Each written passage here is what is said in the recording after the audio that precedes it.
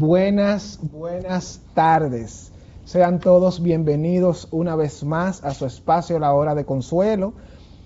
Un tiempecito que no nos encontrábamos, pero aquí estamos, hablando nuevamente de salud mental, hablando nuevamente de psicología, hablando nuevamente de cuidado personal. Y estoy súper contento, estoy mono, porque tenemos como invitado hoy a una persona que para mí es voy a utilizar la palabra especial.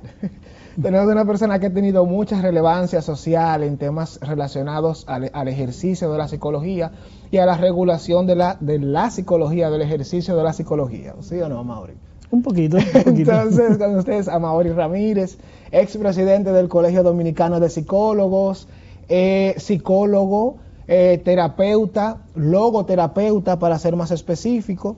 Y nada, te dejo que te presentes, Amaury. Bienvenido. Bien, gracias por la invitación. Yo creo que los mejores títulos de la vida es que soy padre, excelente, hermano, esposo, amigo. Bien, esos son los mejores títulos de ocupaciones que la vida nos otorga. Ser humano, ciudadano. Y ciudadano de esta tierra tan complicada. Qué chulo. Amaury, mira, tú sabes que hablamos, y cuando daba la introducción, antes de ya entrar en lleno, hablamos de la logoterapia. Vi en tu perfil que habla de logoterapeuta, pero usualmente nosotros conocemos la psicología clínica, y en redes sociales se habla mucho de la terapia cognitiva conductual, de las de tercera generación, pero de la logoterapia se suele hablar poco. ¿Qué es la logoterapia? Mira, la logoterapia es un enfoque, entra dentro de la corriente humanista de la psicología, pero es un enfoque que trabaja el ser humano desde su esencia.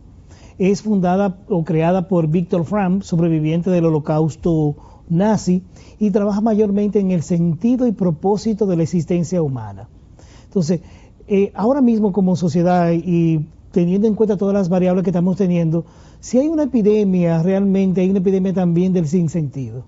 Las personas están viviendo ahora mismo el día a día, pero sin un sentido, sin un propósito marcado de vida. La logoterapia funge como esa herramienta, ese proceso para acompañar a los individuos a encontrarle un sentido y un propósito, un porqué y un para qué a su existencia, incluyendo a la enfermedad, incluyendo a las situaciones adversas que nos pasan en la vida.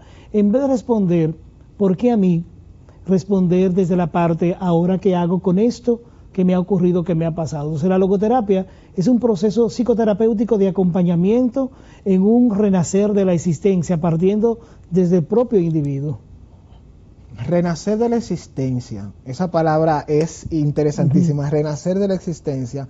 Y tú mencionaste enfermedad como una palabra, hablaste de sentido de vida, hablaste del por qué, o sea, del para qué en vez de verlo con un por qué. Entonces, actualmente, y vi una entrevista tuya también que tú hablabas de cómo los jóvenes han perdido el sentido de vida. Entonces, vamos a verlo por etapas del desarrollo. Primero, como niño, ¿se puede hablar del sentido de vida en la niñez? Sí. Uno de los aspectos relevantes en el niño es que tenga un propósito, un sentido de acuerdo a su etapa. Y por ejemplo, te lo planteo como mi niña cuando estaba muy pequeña decía que ella quería tener 100 hijos y quería tener una familia grande. Sí, en la medida en que su proceso cognitivo va trabajándose y se va madurando a través de la experiencia y la edad, tanto la madurez sociológica como la madurez biológica, ella va cambiando de expectativa. Después eran 50. Ahora me dice que son 3, pero tiene una perspectiva de querer ser profesional, de querer tener cosas y de querer tener una familia. O sea, desde pequeño el niño se va proyectando, pero se va proyectando a la luz de su experiencia personal, a la luz de su marco social interno, que en este caso primero es la familia. Claro. Entonces, un niño que crece en una familia amorosa, en una familia con un padre presente, una madre presente, suele tener una perspectiva de crear una familia, porque es lo que considera valioso y es lo que está valorando. Ahí uno se autoevalúa. Cuando mi niña me dice que quiere tener una familia, de cierta forma estoy diciendo, wow, lo estamos haciendo bien. Quiere tener una familia, quiere tener una pareja, quiere vivir la experiencia de individual que ella está viviendo ahora en su contexto de familia. Entonces, desde pequeños los niños se van ilusionando, van creando una perspectiva de futuro Y uno lo va acompañando en esa perspectiva de futuro, sabiendo que ellos van a ir cambiando en la medida que van madurando.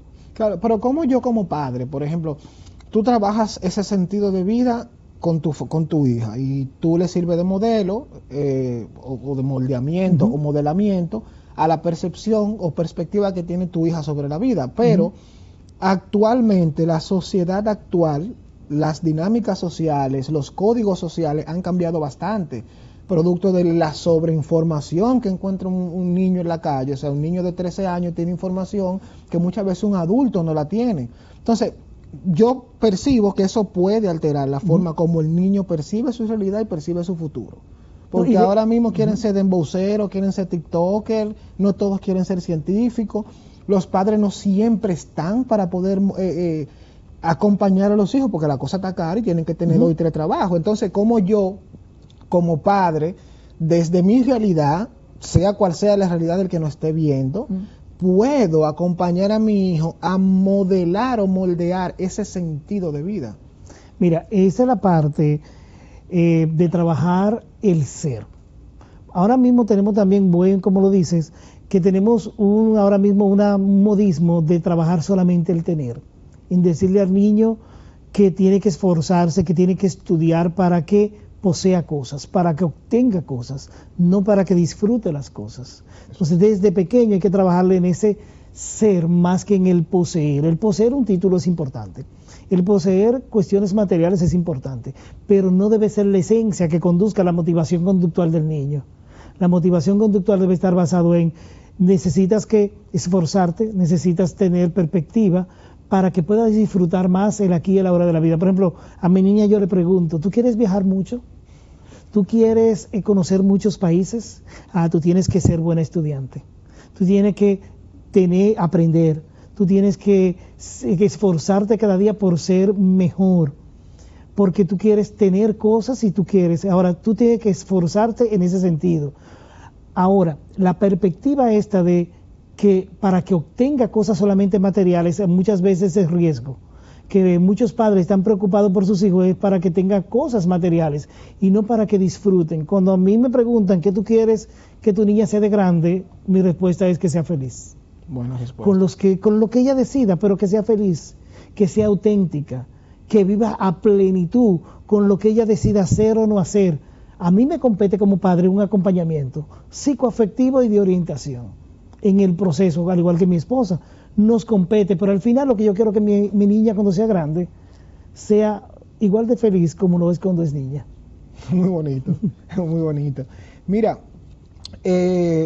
eso es trabajando desde tu realidad como padre y con tu hijo. Ahora, cuando nosotros acompañamos a nuestros hijos, hay variables que a veces nosotros no podemos controlar.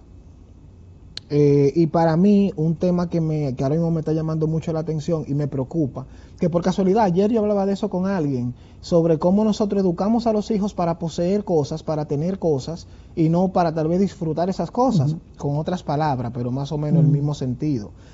Y esa misma presión social, ese mismo ejercicio de querer tener, que tú ahora mismo, un adolescente de 12 años, tiene un iPhone 17 y tú te quedas como, wow, pero ¿cuál es la necesidad? Y una familia clase media. Entonces, educamos a veces para ese propósito, para que tenga. Pero entonces, en esa carrera de alcanzar lo material, perdemos nuestra salud emocional, no acompañamos en lo emocional, y eso lo estamos viendo cuando salimos a la calle, la poca tolerancia que tenemos el uno con el otro. O sea, yo un motorista me roza el carro y yo quiero pelear. Un ejemplo, ¿no? Yo quiero pelear. Igualmente un vecino me dice algo y yo de una vez me pongo agresivo. Estoy como en un estado de alerta, se puede decir. O sea, me imagino que hay una relación directa entre eso que tú dices de esa educación de ser, más que de tener, con la realidad social y emocional que está viviendo la población dominicana. Sí, que hay muchos padres ahora mismo que dicen que quieren que sus hijos tengan lo que ellos no tuvieron. Y están yéndose por el mínimo esfuerzo. Yo veo padres que los hijos tienen mejor teléfono que ellos. Sí. Y la pregunta que uno le hace es, mínimo es qué produce con ese celular, cuáles son las ganancias económicas que ese niño tiene o ese adolescente tiene con ese celular. ¿Está produciendo dinero? ¿Está haciendo algo productivo o se está distrayendo? Entonces muchos padres, para evitar un supuesto trauma del niño, del adolescente, tienden a ceder inclusive aspectos como tener un mejor celular que el papá y la mamá, para que no le hagan bullying en el colegio, para evitar una frustración del niño. No, a cada niño usted como padre tiene que trabajar esa parte, porque no estamos permitiéndole tampoco muchas veces ser vulnerables y trabajarle el aspecto de que, mira, no tenemos todo el dinero y hay que hacer sacrificios. Y no desarrollan capacidad de afrontamiento. No, entonces todo se lo queremos, eso es un riesgo en esta cultura, que todo se lo queremos resolver. Y muchos padres de clase media, mayormente, tienden a darle todo lo que el niño, todo lo que el adolescente quiere para evitar supuestamente que se frustre. Entonces, en esa búsqueda de bajarle sus niveles de frustración por comparación con otros niños o con otros adolescentes, cometemos el riesgo, los padres cometen el riesgo de creer que ellos crean que todo lo pueden obtener y que las cosas se obtienen de forma fácil. No valoran, inclusive, no valoran lo que tienen, no valoran el sacrificio del padre, de la madre, y eso es un factor de riesgo, porque la vida no es tan sencilla y la vida le va a dar de frente cuando ellos tengan que valerse por sí mismos, ya el apoyo del padre o de la madre no esté ahí. ¿Tú crees que eso se relaciona mucho con como te decía, con la poca capacidad de afrontamiento que tenemos los jóvenes de ahora, y tal vez, o en esa misma idea, con ese poco sentido de pertenencia social que tienen los jóvenes ahora? Es que hay mucha presión social ahora mismo con los jóvenes. Eso es también otra realidad. Ahora, no tienen un deseo. Ahora tú le preguntas a los chicos, ¿qué tú quieres ser? Y no saben. Y entonces la parte es, cada vez que lo que uno está viendo es que cuando hay menos esfuerzo por obtener cosas, se va perdiendo también esa voluntad de alcanzarla. Ahora mismo hay un segmento poblacional que las cosas se le es muy fácil obtener. Otro elemento es la perspectiva que muchos jóvenes tienen de que para qué esforzarse si ya no van a cambiar nada. No hay jóvenes ahora, muchos jóvenes involucrados, por ejemplo, adolescentes ahora, en temas sociales como lo hacían antes.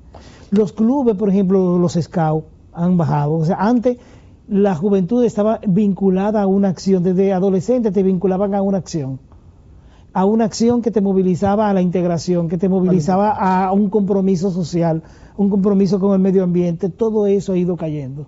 Y hay una individualidad que nos está asfixiando como sociedad. ¿Tú no crees que eso sea por la misma sobreestimulación que tienen? O sea, tienen demasiado. Antes nosotros, las actividades que hacíamos se centraban en un grupo de actividades, que actividades con la iglesia, que jugar afuera. Ahora son tantas cosas que tienen para distraerse que se la pasan solamente mirando, vamos a decir, el ejemplo, la pantalla, el celular, la computadora, el juego, el Play, eso, el Nintendo, como decía mi mamá. Bueno, es que se distraen más, ahora hay más distracción.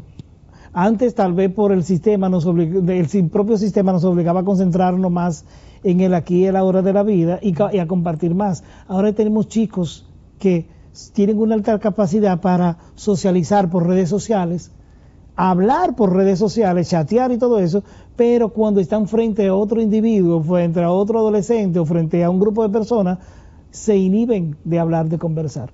Por eso tú lo ves conversando y hablando a grupos de adolescentes juntos, pero están conversando y hablando desde el teléfono. Están juntos en el espacio, físicamente juntos, pero su forma de dialogar es a través de las plataformas, a través de la tecnología, porque se le está haciendo muy difícil el contacto social. Estamos más comunicados a nivel tecnológico y menos humanizados a nivel de relaciones sociales. Y eso está dificultando mucho la parte que tiene que ver con el fortalecimiento de las relaciones humanas en esta parte de adolescencia. Por eso es tan importante los tiempos fuera. Alguien decía, una propuesta que tiene el Ministerio de Educación, de retirar los celulares del aula de las aulas. Sí, hay que darle tiempo fuera de tecnología. Hay que ubicar a los chicos en un mayor contacto social, en una mayor interacción social. Y el tiempo fuera de pantalla es indispensable para que ellos desarrollen habilidades sociales. Mira, qué chulo, cómo de manera natural fuimos de la niñez a la adolescencia. Entonces, ahora yo quiero quedarme como hacer un intervalo entre esa adolescencia y verlo desde el siguiente enfoque. Tú fuiste presidente del CODOPSI. Cada gestión en el CODOPSI dura un año. Tú has tenido la ventaja de ver la vida como presidente del gremio que vamos a decir que regula y fiscaliza el ejercicio de la psicología en República Dominicana. Lo puedes ver como padre, lo puedes ver como terapeuta. Entonces, desde uno de esos enfoques, si yo te pregunto a ti, Amaury, ¿cuál sería la realidad de tu país? Si tú haces una radiografía, un diagnóstico de la sociedad dominicana actual, de lo que estamos pasando los dominicanos, como en una forma de diagnóstico, de resumen, de párrafo, ¿qué tú dirías? ¿Cómo tú describirías la realidad social dominicana actual? Es una sociedad estresada. Es una sociedad estresada que lamentablemente en ese proceso de estrés social que estamos viviendo se está afectando la salud mental de la población. En el 2020, cuando fuimos presidente del colegio, iniciando la pandemia, advertimos al Estado sobre la situación que se podría dar en la República Dominicana en términos de la salud mental. En el 2019, el Ministerio de Salud Pública estableció que alrededor del 20% de la población padecía de algún trastorno mental. Sin pandemia y sin crisis económica, 2019. ¿Qué ha pasado en el 2026? Pospandemia y una situación social que cada día se compone más compleja. Ahora mismo nosotros como sociedad estamos entrando en dos elementos, un estrés social y una desesperanza colectiva, y eso es peligroso. Cuando la desesperanza toca el engranaje social, cuando la gente siente que ya no hay oportunidades y que no hay esperanza para nada. Entonces, estamos cayendo en un proceso de desesperanza que nos puede llevar como sociedad a un conflicto de estallido social, y eso es peligroso. Sí. La sociedad dominicana es compleja, pero las estadísticas muestran que tenemos un problema serio. La tasa de suicidio en nuestro país, la alta tasa de homicidios también, aunque se dice que están bajando, que hay una reducción de tanto de los homicidios como de los suicidios, uno se pregunta de dónde están tomando las estadísticas. Bueno, uno se pregunta. Pero también el homicidio a mujeres, o sea, el asesinato de mujeres a mano de pareja y expareja, creció en el primer semestre un 75% en relación al año pasado. Es decir, que ahora cada 4 días una mujer pierde la vida a causa de una violencia de su pareja o su expareja. Esa es la media, porque sí, a veces si lo dividimos puede ser hasta un poco más alta. Bueno, yo tengo mis reservas siempre con las estadísticas país. Aquí siempre yo creo que tenemos subregistro porque no tenemos un mecanismo para recolectar la información y agruparla y analizarla. Eso es un desafío país que tenemos. Incluso las muertes por suicidio aquí se registran como muerte por hecho violento. Entonces hay que ver cómo tú segmentas el que sea un hecho violento, porque tenemos que tener una categoría del suicidio para tú poder llevar una estadística que sea fiable. No, y con el estigma también de muchas familias que si se cataloga como suicidio, bien, ya hay un estigma social. Entonces, para bajar un poquito la parte del estigma social, puede ser también que se esté mal tabulando, pero también hay otro elemento. Aunque según las estadísticas, el 86% de las personas que cometen actos suicidas que llegan a la muerte son hombres, pero también vemos que hay muchos accidentes de tránsito que, cuidado, si se hace un análisis profundo, fue un suicidio al volante. Entonces también hay que ver esa perspectiva. Soy de los que plantea que muchos de esos accidentes de tránsito que son letales pueden estar relacionados con un suicidio, y hubo uno de estos casos que fue el chico que aceleró su vehículo y cayó en el mar.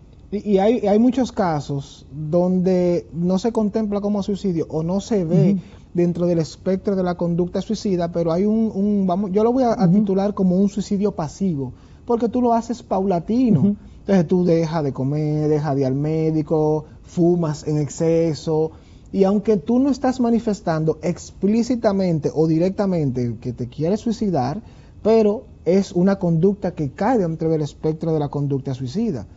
Y otra también que me llama mucho la atención y que tú lo mencionas es el tabú con la palabra suicidio. O sea, aquí en este país no le gusta hablar de suicidio, ni siquiera a los medios de comunicación. Y eso es peligroso porque tenemos que hablar. La tasa de suicidio está incrementándose en nuestro país. La población, dentro de los 25 a los 35 años, estamos viendo que hay un aumento significativo en ese rango etario en temas de suicidio. Bajó porque antes la población más vulnerable era la adolescente, pero ahora estamos viendo niños de 9, 8, 7 años que están cometiendo suicidio aquí en el país. Y eso es peligroso. Muy peligroso. Eso es peligroso. Pero ¿qué pasa? Que en la República Dominicana la salud mental todavía no está siendo tomada en cuenta como tal. Y cuando uno escucha hablar a los actores de políticas públicas en salud mental, lo que uno escucha es camas, salud mental es cama y psiquiatría. Entonces es un enfoque muy psiquiátrico, muy biomédico, porque no se entiende que la salud mental tiene un enfoque psicosocial primario y que la salud mental empieza con la prevención. Entonces, hasta que el Estado no comprenda que la salud mental tiene que tener un enfoque biopsicosocial y no solamente biológico, no vamos a avanzar como sociedad. Ahora mismo cuando usted escucha hablar los actores es mayores camas que se necesitan, sí, claro, se necesitan, cobertura médica, pero vamos a ver los factores sociológicos que están impactando en la salud mental de la población. ¿Cómo mejoramos esos factores sociológicos, por ejemplo, del tránsito? ¿Cómo el tránsito afecta a la salud mental? ¿Cómo la parte de crisis económica afecta a la salud mental de la población? Cuando un padre y una madre no tiene con qué darle comida a sus hijos, no tiene con qué proveerle a sus hijos, ¿cómo esa crisis económica afecta a la salud mental de la población? ¿Y por qué tú crees que el Estado, y ahí te voy a preguntar como expresidente del Colegio Dominicano de Psicólogos, ¿por qué tú crees que el Estado ignora tanto las necesidades de salud psicológica de la población? Porque hace unos días hasta me molesté cuando el ministro de Salud Pública dijo con mucho orgullo, o sea, pechito parado, salió en el periódico, hemos contratado 5 psicólogos. Yo creo que fue un error. Yo quisiera, yo también lo vi, pero yo quisiera que fue un error y que en vez de decir 5 psicólogos fueron 500, pero alguien me dijo que no han contratado 500 psicólogos. 5 psicólogos. Para mí, pero 5 psicólogos ¿dónde? Posiblemente se refirió a 5 psicólogos más dentro del departamento de salud mental del ministerio, que necesita ser fortalecido en su capacidad técnica. Como órgano regulador y asegurador de la salud mental de la población dominicana, necesita incrementar la cantidad de profesionales dentro de la unidad, dentro del departamento de salud mental. Esperemos que sea ahí, que sean los 5. Ahora bien, la salud mental debe trabajarse desde la parte preventiva. ¿Y dónde se trabaja la parte preventiva? En la SUNAP, en las unidades de atención primaria. Entonces, ¿cuántos psicólogos hay en las unidades de atención primaria? ¿Cuáles son los protocolos de atención que se están dando? ¿Cuáles son los mecanismos que estamos tomando en cuenta para psicoeducar a la población en la parte de la prevención y cuidado de la salud? Entonces, ese es un gran reto que tenemos. Y también el gran reto que tenemos, otro es la formación del profesional de la psicología. O sea, también no podemos tapar el sol con un dedo, también tenemos un gran reto en eso de la formación del profesional que vaya en consonancia con las necesidades del país. Sí, porque ese es otro, o sea, nosotros tenemos una demanda como país que es muy diferente a la demanda que tiene España, que tiene Colombia, que tiene Brasil. Entonces, nosotros nos formamos fuera, pero esa formación como que no se adapta a la realidad cultural del dominicano. Porque fíjate, aquí no hablamos de psicología comunitaria, no hablamos de psicología social. Aquí hablamos solamente de psicología clínica y ahora un poquito de psicología forense. Y la psicología como ciencia es muy amplia. No se habla de psicología de la salud. No se habla de psicología de la salud. Y hay psicólogos de la salud. Sí, pero que psicólogos, gracias a Dios, porque, por ejemplo, ahora están hablando de la parte de emergencias, psicólogos en las emergencias, también es necesario. Pero vamos a enfocarnos en la prevención, más que en la parte paliativa. El enfoque que se ha estado discutiendo es un enfoque muy paliativo y biomédico, pero no preventivo. Y hay muchas buenas prácticas preventivas que funcionan, que están funcionando. Pero también, por ejemplo, aquí había un proyecto del doctor Vergés que se llamaba Familias Inteligentes en Santo Domingo Este. Y era un proyecto piloto modelo. Ese proyecto piloto modelo de acompañamiento familiar funcionó y las estadísticas están ahí. ¿Por qué ese modelo de familia feliz no fue replicado? Porque entró en un proceso de prueba como proyecto y ese proyecto fue suspendido de forma abrupta. Entonces, modelos como ese de familia feliz, y le sugerimos al Estado Dominicano volver a ese proyecto o contactar al mismo doctor Vergés para que explique cómo era la estructura de ese proyecto a nivel social, a nivel comunitario, y la importancia de volver a proyectos como ese para trabajar la psicoeducación y el acompañamiento familiar en bienestar integral. Si tú pudieras hacer una propuesta de ley para beneficio del tema de la salud mental en República Dominicana, ¿cuáles serían esas propuestas que tú harías? Mira, en un primer momento, trabajar la parte de la prevención, del cuidado. Proyectos como este, y proyectos que presentamos hace 3 años al Ministerio de Interior y Policía, junto con un grupo de profesionales que diseñamos el proyecto, empezar con un proyecto piloto comunitario. Nosotros deseamos volver a la parte comunitaria, a la parte social, en esa parte de cuidado a la salud. Y luego después en la parte paliativa, en la parte ya de psicología clínica, en términos de que todos los hospitales y centros de salud tengan profesionales, hijo con esto, con especialidad. Me voy a quedar con esa idea. Vamos a ir a unos comerciales y en breve regresamos. Quédate con esa idea, no me la pierdas, ¿ok?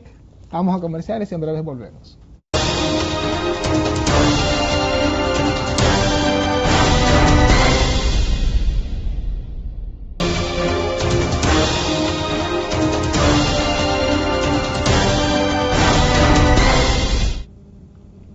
Bienvenido nuevamente a este interesante tema, bastante contenido, bastante se ha hablado aquí de psicología, psicólogo entre psicólogos, porque usualmente teníamos doctores y eso, pero ya estamos psicólogos y psicólogos.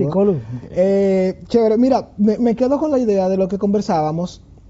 Tú te quedaste en el tema de la especialización en psicología. Hace falta mucho. Por ejemplo, yo le hice una propuesta a una persona ahora con las becas del MESI, que mira, los primeros que deben llenar esas becas son todos los psicólogos servidores públicos, porque necesitamos, que es una beca que se da, es una beca, necesitamos fortalecer las capacidades técnicas y las capacidades profesionales de los psicólogos que están en la red pública de salud, ya lo poco que están, necesitamos formarlos. Ellos debieran ser los primeros en ocupar las plazas de las becas del Estado. ¿Por qué te digo esto? Porque lo que estoy viendo es que hay muchos psicólogos profesionales que optan por las becas, pero no les sirven a la sociedad, no entran al sistema público, incluyendo una persona, me dijo, no, que yo hice la maestría, pero ¿cómo yo voy a trabajar por un salario de 45, 55 mil pesos? Pero ya la maestría se la pagó el Estado. Entonces no hay una retribución social directa para las comunidades. Por eso también hacemos la observación. Y también acá en las universidades. Dejen de hacer tantas maestrías. Aquí lo que se necesita son especialismos en áreas clínicas. No tan solo maestría de 2 años, 2 años y medio, sino ubicar y mapear cuáles son las necesidades, como por ejemplo una especialidad en infanto juvenil, especialidad en suicidio, especialidad en neurodesarrollo, especialidad en psicología educativa, hacer especialismos de un año, pero que fortalezcan la capacidad técnica y profesional del psicólogo. Tú sabes que hace unos años, hace como 2 o 3 años aproximadamente, la MESID hizo unas estadísticas de las carreras más solicitadas o más estudiadas, y estaba la psicología como 4ª o 5ª carrera, al igual que el derecho y la medicina. O sea, la psicología es una de las carreras más abarrotadas de estudiantes que quieren prepararse en psicología. Ahora, fíjate, ahí tenemos las estadísticas de cuántos estudiantes tenemos, pero no tenemos las estadísticas de cuántos terminan. O cuántos realmente están laborando actualmente. ¿Cuántos se van al área clínica, cuántos se van al área industrial y cuántos se van al área educativa? O sea que aunque digamos que tenemos 100.000 estudiantes de psicología, no necesariamente eso se refleje en el servicio que se brinda al usuario. O sea que las estadísticas están, pero están como a medias. Lo que pasa es que aquí no, las estadísticas, primero tenemos problemas, como dijimos anteriormente, con el marco estadístico. Pero hay mucha gente que estudia psicología no para ejercerla. También eso es otra variable. Hay muchas personas estudiando psicología por otras causas que no es necesariamente ejercer la profesión como tal. Y nos los encontramos en procesos de pasantía. Y nos lo encontramos en el aula cuando uno le pregunta para qué está estudiando. O sea, muchos de los psicólogos que hay egresado estudiaron la carrera no para ejercerla, Bueno, lo hicieron por otras, vamos a decir, por otras motivaciones, que no vamos a entrar en detalle aquí, pero que como aquí hay libertad para usted estudiar lo que usted quiera, entonces también es otra variable, también es que no hay un proceso de evaluación para entrar al área de psicología, que debiera haber un sistema que evalúe a las personas para poder acceder a la carrera de psicología con un perfil del estudiante. Entonces eso también es otra variable que debemos revisar como Estado. Yo no creo en la democratización total de la educación. O sea, yo sí entiendo que como derecho fundamental, todos tenemos derecho a la educación. Ahora, tienen también que haber parámetros porque estamos viendo muchos médicos que han cometido, y por ahí me voy al área médica, que han sido lo que más han sido relevantes, y hemos visto psicólogos también en los últimos años, que han ejercido malas prácticas dentro de su carrera, porque o no tienen la preparación correcta, o no salieron con la competencia, o no reunían las condiciones para estudiar psicología, pero están egresados como psicología, en el área de psicología. Incluso en las universidades, por ejemplo en la UAS, tuve muchas personas que van caminando y tú te das cuenta que cognitivamente no tienen las condiciones para estar estudiando en la universidad, pero están casi terminando ingeniería, están casi terminando el derecho, están casi terminando la misma psicología, y cuando salen con ese título, independientemente de qué tan buena sea la psicología en el país, perciben que eso es un psicólogo más. Sí, porque está dentro de la estadística, está graduado. Y se escucha feo. Yo sé que se escucha feo. O sea, yo mismo estoy diciendo, Joan, se escucha feo. Pero es la verdad. Es la verdad. Entonces, ¿cómo podemos cambiar nuestra realidad como profesionales? Me voy como profesionales. ¿Cómo? Yo estaba ayer conversando con mis estudiantes de este tema. Y una de las recomendaciones que yo les decía a ellos es, ustedes decidieron por una carrera, háganse responsables de esta carrera, asúmanla y encuentren en dónde van a poner el énfasis en su formación profesional, qué es realmente lo que les gusta y para lo que ustedes son buenos, en qué quieres aportar dentro de la ciencia del comportamiento, y vete por un área, porque también es que muchos profesionales quieren hacerlo todo. Y la psicología es una ciencia, y si es una ciencia usted tiene que estudiar la profundidad, y usted no puede saberlo todo en el área de la psicología. Usted puede tener aproximaciones de todos los temas, porque hay una formación de licenciatura integral, pero después usted tiene una responsabilidad de echar raíz en un área de especialismo de la psicología, en el área que usted decida por echar raíz, y a saber que usted va a tener la vida también de una persona a su cargo. Cuando una persona llega a su consultorio o llega a trabajar con usted, le está cediendo parte de su vida y usted es parte de ese proceso. Entonces, también vaya al psicólogo. Usted está diciendo que es normal ir al psicólogo. Usted como estudiante, como profesional, ¿ha ido a terapia? ¿Tiene temas que trabajar? Qué buena pregunta. ¿Tiene temas? Entonces, cada uno de nosotros tiene una historia que nos ha marcado. Nuestra historia no nos define del todo, pero sí nos marca. Y muchas de nosotros en mi caso, yo para cuando hice la maestría en logoterapia, yo tuve que ir a mis 20 sesiones terapéuticas. Yo tuve un proceso terapéutico de un año completo. Y mi terapeuta tuvo que certificar que yo estaba en capacidad de ser logoterapeuta, después de haber vivido un proceso. Entonces esa es la pregunta. ¿Están también los profesionales de la psicología en capacidad de aplicar los conocimientos científicos que tomaron en el grado y la maestría? ¿Quién nos certifica esto? ¿Quién nos fiscaliza? ¿Quién nos fiscaliza? ¿Quién nos da seguimiento? Eso es un tema. Y mira, desde el aporte social que yo como psicólogo puedo hacer, me surge una pregunta donde sí el escenario es tuyo, porque tú eres el experto en esta área y has desarrollado no lo quiero llamar programa, no lo quiero llamar estrategia, lo voy a llamar aporte. Tú con tu calidad de profesional has hecho un aporte y has identificado una problemática social y te has enfocado en trabajar para reducir las estadísticas de esa problemática en esa población. Entonces, yo te pregunto, ¿qué es la masculinidad asertiva? Mira, Masculinidad Asertiva es una iniciativa que nació hace 7 años. Nacimos primero con masculinidad positiva, pero después vimos que el concepto positivo era un poquito ambiguo. Entonces ubicamos la parte de asertividad como capacidad cognitiva y social en la parte de relacionarnos del pensar, del ser, del tener y del hacer. Entonces, masculinidad asertiva es una iniciativa que busca acompañar a los hombres en un proceso de encuentro primero personal, con su propia historia. Y en ese proceso personal de ello encontrarse a sí mismo, ir trabajando aquellos elementos que sociológicamente y culturalmente les han ido incrustando y formando posiblemente en una forma de ser que no es la correcta. Masculinidad asertiva es un proceso de acompañamiento en perspectiva psicoeducativa para transformar de cierta forma la cultura de violencia social que primero afecta a la población masculina. Nosotros aquí en este país tenemos mucha iniciativa para la reducción de la violencia, por ejemplo, hacia la mujer, pero ninguna se enfoca en acompañar a los hombres. Y yo me pregunto, si no trabajamos con la población masculina desde la empatía y desde un acompañamiento real, no solamente punitivo, ¿podemos transformar la cultura de violencia? El hombre es violento por naturaleza. Al hombre se le ha ido formando en una cultura violenta.